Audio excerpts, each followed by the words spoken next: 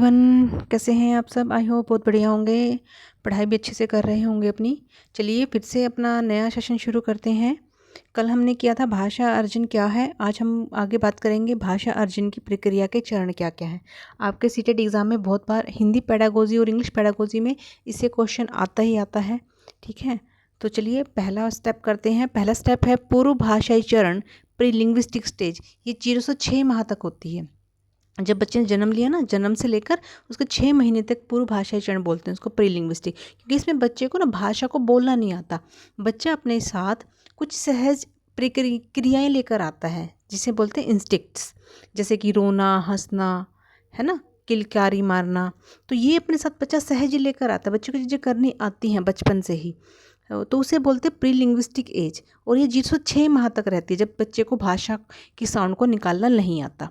तो जो पूर्व भाषाई चरण है, प्री लिंग्विस्टिक एज है, उसमें एक तो ध्वनि प्रतिक्रियाएं, रोना, हंसना और गुरगुराना, और सुनने की क्षमता बच्चे में आती है। बच्चा अपने माता पिता की आवाज़ को थोड़ा सा 6 महीने जैसे जैसे जाएंगे तो 6 महीने तक बच्चा अपनी उसको पहचानना शुरू कर देगा अपनी मदर की आवाज़ को। और यहाँ पर बच्चे के इमिटेशन शुरू हो जाता है, बच्चा नकल करता है धीरे धीरे। जैसे देखेगा कि मदर कैसे बोल रही है, क्योंकि हम जब छोटा बच्चा होता है ना 0 से 6 माह तक का, तो हम बच्चे से बहुत सारी बातें करते हैं। बच्चे को पता नहीं है लेकिन फिर भी हम बहुत सारी बातें करते, प्यार से करते हैं, लाड से करते हैं उसके। तो बहुत सारी बातें करते हैं जिसमें हम साउंड निकालते हैं, और बच्चा उस साउंड को देखता है। बच्चा हमारे होठों की तरफ देखता है, और जब हमारे होठों की जो मूवमेंट होती है ना, उससे वो साउंड निकालने की कोशिश करता है, जैसे कि आ ऊ। जो प्रीलिंग्विस्टिक एज है ना, इसको क्राइंग भी बोलते हैं, रोना, कूनिंग करना, कूनिंग कूनिंग स्टेज भी बोलते हैं। कू कू की आवाज़ करता है, इसमें आ ऊ की साउंड निकालेगा बच्चा। ठीक है, तो अगली स्टेज है आपकी बड़बड़ाना, बेबलिंग स्टेज। इसको कूनिंग स्टेज भी बोलते हैं। ठीक है, इसमें बच्चा वोवल निकालता है सिर्फ। जबकि ये वाली एज है प्रीलिंग्विस्टिक पूर्व भाषा चरण, इसको कूनिंग एज भी बोलते हैं, कुइंग कुइंग बोलते हैं, जिसमें बच्चा सिर्फ वोवल की साउंड निकालता है, ए आ ई। सवर की साउंड बच्चा यहाँ पर निकालता है, सवर। अगली एज आती है आपकी बेबलिंग स्टेज। 6 से 12 महीने की होती है बेबलिंग स्टेज। यहाँ पर बच्चा सवर और व्यंजन, सवर व व्यंजन दोनों साउंड्स निकालना शुरू कर देता है बच्चा यहाँ पर, जैसे ब ब म प प। तो इस तरह के साउंड्स की जो अलग अलग ध्वनियाँ हैं, वो ध्वनियाँ बच्चा यहाँ पर अलग अलग से निकालना शुरू कर देता है। भाषा की लय को समझना, बच्चा भाषा की लय को समझना शुरू कर देता है।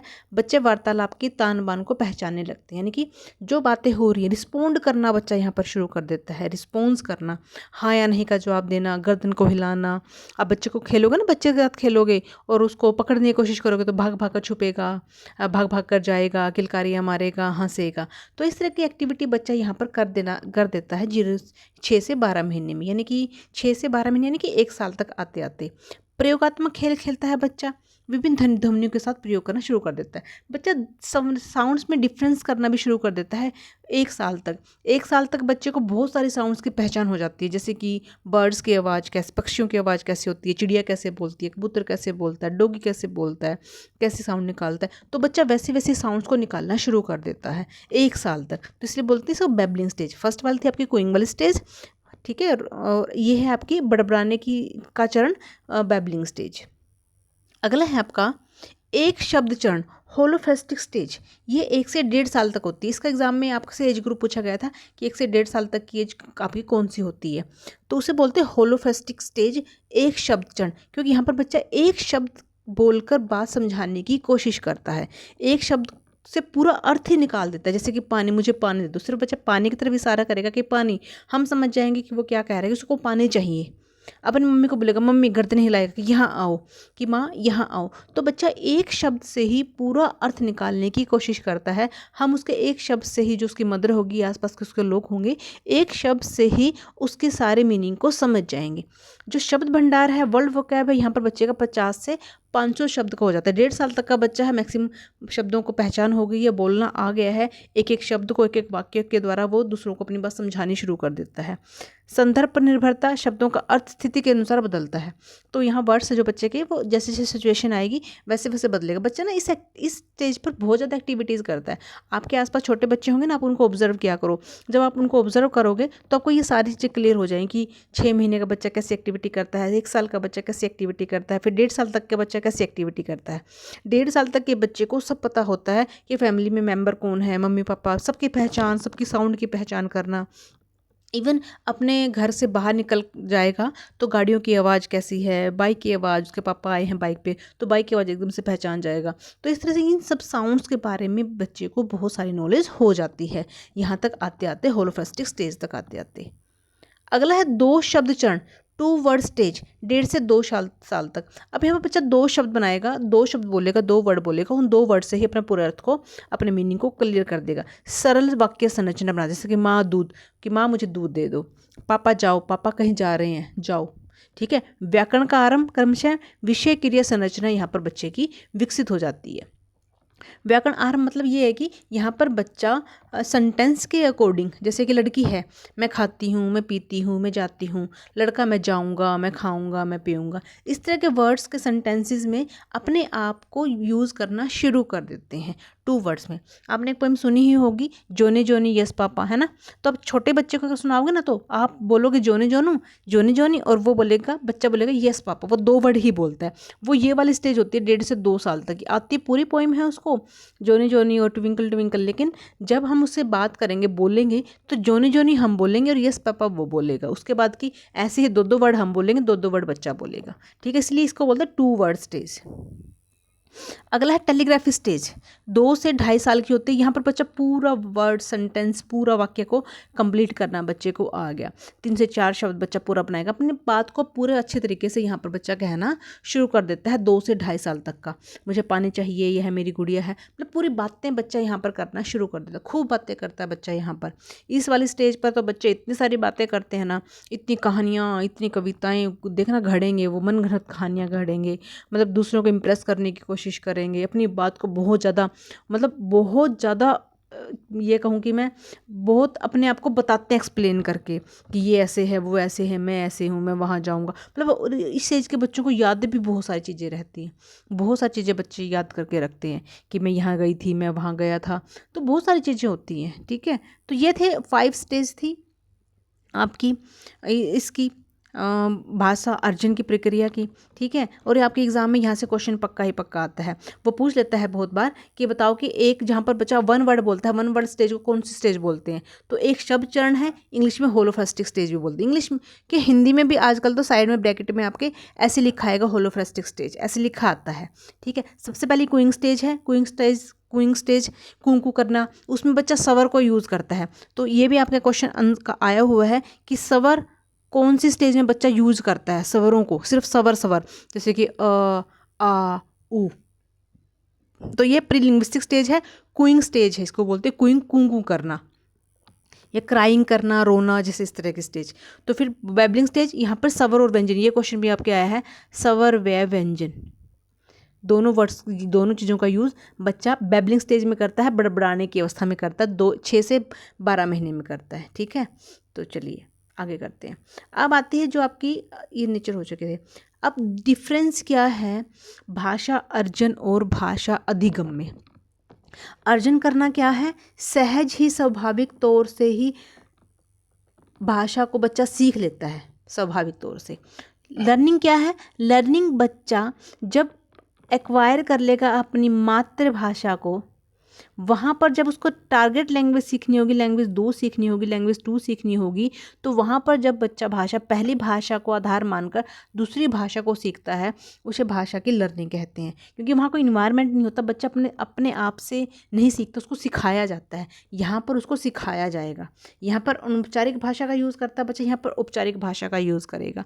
तो यहाँ पर बच्चा जैसा इन्वायरमेंट देंगे वैसा सीखेगा। लेकिन अर्जन में क्या है कि जैसे उसके पेरेंट्स है, उसकी फैमिली, उसका सोसाइटी है, वैसी भाषा को उसने सीख लिया। अब उसके बेस पर जैसे ही वो स्कूल गया, स्कूल में जाकर ही बच्चा अपने सेकंड टारगेट लैंग्वेज को सीखता है, लेकिन मातृभाषा के बेस पर ही। अब अर्जन क्या है, एक अवचेतन प्रक्रिया है और भाषा अधिगम क्या है? एक चेतन प्रक्रिया है। अवचेतन क्यों? बच्चा सहज ही सीख रहा है, बच्चे ने ज़्यादा जोर लगाने की ज़रूरत नहीं पड़ी। व्याकरण बच्चे को नहीं सिखाई हमने कोई ग्रामर की चीज़ें बच्चे को नहीं बताई, रूल रेगुलेशन नियम्स नहीं बताए। लेकिन यहाँ पर हम क्या करेंगे, सेकंड लैंग्वेज में बच्चा सचेत रहेगा, हमेशा ही कोई नियमों के बारे में बताएंगे, रूल रेगुलेशन बताएंगे, पूरी व्याकरण के बारे में बच्चे को बताएंगे। दूसरा स्वाभाविक प्रक्रिया है। स्वाभाविक इसलिए कि जैसे जैसे बच्चे का इन्वायरमेंट होगा, बच्चा बहुत सारी चीज़ें, बहुत सारे शब्द, बहुत सारे साउंड्स को देख कर ही आसपास अपने आप से ही सीख जाता है, सहज ही सीख जाता है। उसे हमें बताने की ज़रूरत नहीं होती कि इस चीज़ को ऐसे बोलो, इस चीज़ को ऐसे बोलो, देख देख कर ही सीख जाता है बच्चा। और भाषा अधिगम क्या है? नियमबद्ध प्रक्रिया है, बिल्कुल, क्योंकि रूल एंड रेगुलेशंस नियमों में बंधी है और नियम बच्चे को बताएंगे तभी बच्चा इस भाषा को सीख पाएगा। थर्ड है अनौपचारिक प्रक्रिया है। अनौपचारिक क्यों? क्योंकि इनफॉर्मल वे में वो घर पे अपनी फैमिली से, इन्वायरमेंट में अपने पेरेंट्स से सबसे बात करता है। और जो भाषा अधिगम है ये एक औपचारिक प्रक्रिया है कि हाँ उसको सोच समझ कर बोलना पड़ेगा, अच्छे तरीके से बोलेगा, नियम है तभी वो औपचारिक कहलाएगी। फिर फोर्थ मातृभाषा। मातृभाषा और जबकि भाषा अधिगम कौन सी? दूसरी भाषा। जब मातृभाषा को बेस बनाकर बच्चा दूसरी भाषा को सीख जाता है वो उसका भाषा का अधिगम कहलाता है। ये मेनली ये दोनों डिफरेंस इसमें है, भाषा अर्जन में और भाषा अधिगम में। अब भाषा के कुछ अलग अलग रूप भी हैं, एग्जाम में यहाँ से भी क्वेश्चन आता है आपका। भाषा के बहुत सारे रूप हैं, जैसे कि मातृभाषा, बच्चे की फर्स्ट लैंग्वेज मातृभाषा का बोलेंगे क्योंकि ये भाषा का पहला रूप है। यह बच्चा इस मदर टंग को बच्चा अपने वातावरण से सीखेगा, अपने इन्वायरमेंट से सीखेगा। इन्वायरमेंट में कौन सी चीज़ें आती हैं? सबसे पहले उसकी फैमिली, परिवार में उसके माँ पापा, ठीक है, चाचा चाची। फिर उसके बाद फिर आ जाएगा आपका, फैमिली के बाद आती है उसकी सोसाइटी, फिर आता है उसका स्कूल, ठीक है। तो ये इन्वायरमेंट में, जैसे इन्वायरमेंट में बोलेंगे बच्चा वैसे ही सीखेगा। और फैमिली सबसे ज़्यादा इंपॉर्टेंट रोल प्ले करती है बच्चे की मातृभाषा को सिखाने में। जैसे पेरेंट्स बोलेंगे, जैसे मदर बोलेगी, जैसे पापा बोलेंगे उसके, जैसे दादा दादी बोलेंगे, वो वैसे ही लैंग्वेज को सीखेगा। आप देखना आप, ये एग्जाम्पल बहुत बढ़िया है कि जैसी माँ घर पे बोलती है, जैसे माँ का नेचर होगा बच्चे का भी नेचर वैसे ही होता है। मान लीजिए एक फैमिली है देहात में, गाँव में, एक पूरी फैमिली बिल्कुल गाँव की भाषा बोल रही है, लेकिन उसकी मदर है जो शुद्ध हिंदी में बात करती है। तो देखना वो छोटा सा बच्चा भी हमेशा शुद्ध हिंदी में ही बात करेगा, चाहे उसको वो गांव वाली भाषा आती भी है, आएगी, पक्का आती होगी उसको, लेकिन उसमें वो बात नहीं करेगा, वो शुद्ध हिंदी में ही बात करेगा। ये एग्जाम्पल है कि जैसा उसकी मदर बोलेगी या आसपास के लोग बोलेंगे वो वैसे ही भाषा सीखता है। फिर राष्ट्रभाषा, नेशनल लैंग्वेज, कोई नहीं है, आपको पता ही है हमारी हिंदी भी राष्ट्रभाषा में नहीं है, संवैधानिक तौर पर कोई दर्जा नहीं मिला है। राज्य भाषा, ऑफिशियल लैंग्वेज हमारी हिंदी है और 1963 के ऑफिशियल लैंग्वेज एक्ट के तहत आर्टिकल 343A में हिंदी भारत की राजभाषा है, ठीक है, राजभाषा है। तो ये भी आपसे पूछा गया है बहुत बार, आर्टिकल 343A में हिंदी भारत की राजभाषा है। चलिए, अब भाषा के काम क्या हैं, भाषा के मुख्य कार्य क्या हैं?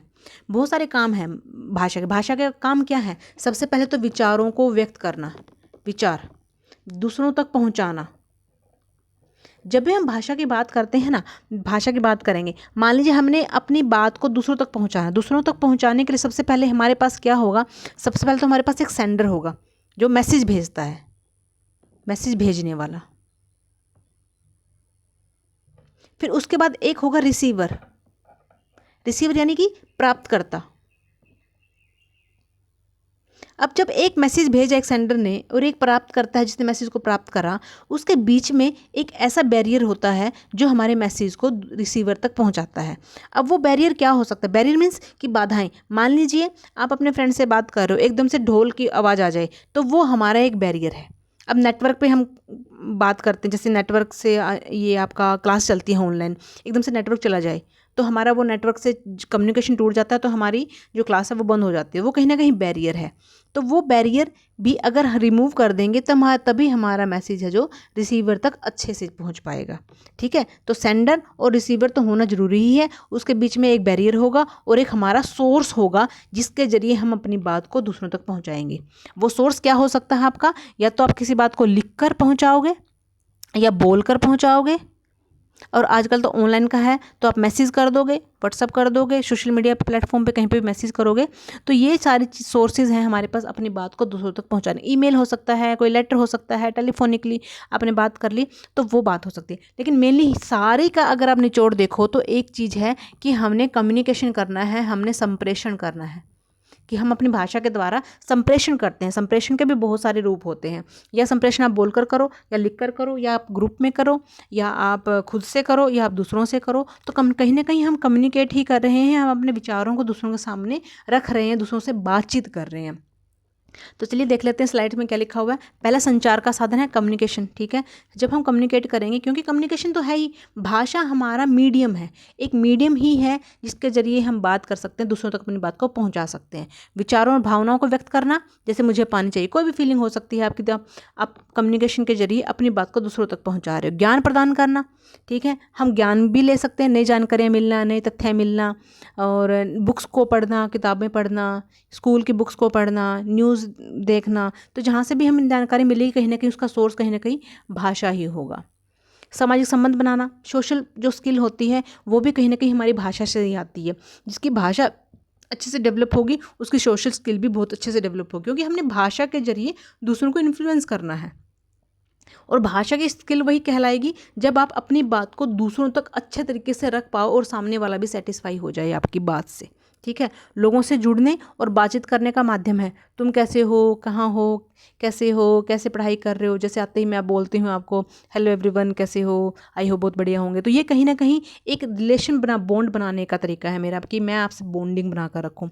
मैं सब बच्चों के नाम याद रखने की कोशिश करती हूँ ताकि मैं सबसे बात कर पाऊँ, कम्युनिकेट कर पाऊँ। अगर मैं आपसे कम्युनिकेट कर पाऊँगी, मुझे आपके नाम याद रहेंगे, तो ऑब्वियस है कि आपका इंटरेस्ट भी मेरी स्टडी में रहेगा कि मैं क्या पढ़ा रही हूँ। अब मुझे बहुत सारे बच्चों के नाम याद हो गए हैं, जैसे कि रोहित है, सचिन है, अफजा है, और राखी है, और एक दो बच्चा और जिसका मैं भूल जाती हूँ, लेकिन फिर भी मैं कोशिश करती हूँ कि सब बच्चों, लक्ष्मी है सहनवाज है, शबनम है मेरी स्टूडेंट है, सोनिया भी मेरी एक स्टूडेंट है, मीनाक्षी है। बहुत सारे बच्चे मेरी क्लासेस भी देखते हैं, मुझे पर्सनल मैसेज भी करते हैं, ठीक है। तो ये सारे नाम याद रखना, क्लासेस में बोलना, रिकॉर्डिंग क्लासेस में मैं बोलती हूँ कि आपको ऐसे फील आए कि आप क्लासरूम में बैठे हो। तो कहीं ना कहीं ये सोशल बॉन्डिंग बनाने का तरीका है। आप लोग भी जैसे ऑनलाइन क्लासेस में कमेंट करते हो, एक दूसरे से बात करते हो, तो वो भी कहीं ना कहीं ऑनलाइन में भी आप एक दूसरे से सोशल बॉन्ड बना रहे हो, तो सामाजिक संबंध बना रहे हो। तो वो भी बहुत ज़्यादा ज़रूरी है, और वो लैंग्वेज से ही आएगा। अगर आपकी लैंग्वेज अच्छी होगी, फ्लुएंसी अच्छी होगी, आपको बढ़िया सिचुएशन के अकॉर्डिंग बोलना आता होगा, तो कहीं ना कहीं आपकी लैंग्वेज पर आपकी कमांड होगी, तो आप इजीली अपने सामाजिक संबंध अच्छे से बना पाओगे। सोचने समझने में मदद करता है, बिल्कुल करता है, कि हम भाषा में ही अपनी बात सोचते हैं। बिना भाषा के हम सोच भी नहीं पाएंगे, मन मन में बात भी नहीं कर पाएंगे। मैक्सिमम टाइम हम मन मन में बात भी करते हैं, है ना। किसी गुस्सा होता है तो अपने मन मन में ही बोल कर अपनी भड़ास को निकाल लेते हैं। तो कहीं ना कहीं सोचने में समझने में मदद करती है हमारी भाषा। विचारों को व्यवस्थित करने का तरीका है गणित की समस्या को हल करते समय। बहुत सारे हम अपने अंदर बहुत सारी चीज़ों को बोलते रहते हैं, ठीक है, वो भी कहीं ना कहीं भाषा के जरिए है। प्रार्थना करते हैं भगवान को, थैंक यू बोलते हैं, मन मन में बोलते हैं, वो भी कहीं ना कहीं हमारी भाषा का ही रूप है। भावनाओं को व्यक्त करना, अपनी फीलिंग्स को, गुस्सा, डर, ये कहीं ना कहीं आपके प्रतीकात्मक जो साइन है, सिंबल्स हैं, उनके जरिए, कि खुशी के आंसू हैं, फेस पर पता चल जाएगा आप बहुत खुश हो, डर है आपको, गुस्से में हो आप, ये आपके फेस से, आपकी भावनाओं से ही पता चल जाता है कि मैं बहुत खुश हूँ, ठीक है। तो चलिए आज का सेशन यहीं तक था। अगले सेशन में हम फिर आगे की बात करेंगे। अगर इसमें से आपको कुछ समझ में ना आए तो आप मुझे कमेंट भी पक्का कीजिएगा, ठीक है। तो चलिए अगले सेशन में मिलते हैं, तब तक के लिए पढ़ते रहिए, खुश रहिए, मुस्कुराते रहिए। Bye bye, take care.